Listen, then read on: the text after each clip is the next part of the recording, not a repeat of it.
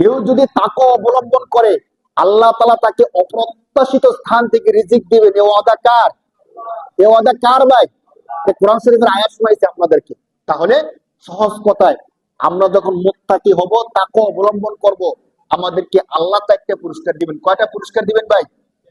সহজ কথায় 1 নম্বর পুরস্কার হলো আল্লাহ তাআলা আমাদের গুনাহগুলো ক্ষমা করে দিবেন। 2 নম্বর পুরস্কার হলো ওয়ায়ুযিম লাহু আজরা, তাকে মহান একটা আজর প্রতিদান দিবেন, মহান একটা পুরস্কার দিবেন।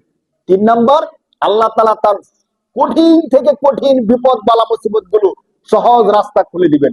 4 নম্বর এমন জায়গা থেকে আল্লাহ তাআলা তাকে রিজিক দিবেন যে জায়গার কল্পনাও সে করে নাই। সুবহানাল্লাহ। এই 4টা পুরস্কার কাকে দিবেন? যারা মুত্তাকি হবে। এই 4টা পুরস্কার কাকে দিবেন ভাই?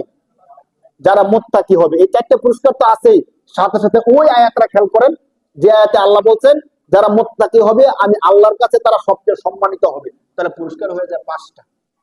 আল্লাহর কাছে সম্মানিত হওয়া, এটা কি অনেক বড় পুরস্কার না বলেন? মুমিনের জন্য পুরস্কার কিনা, এটা একটা পুরস্কার। তাহলে আল্লাহর কাছে যারা সম্মানিত হবে তাদের দাম অনেক বেড়ে যাবে।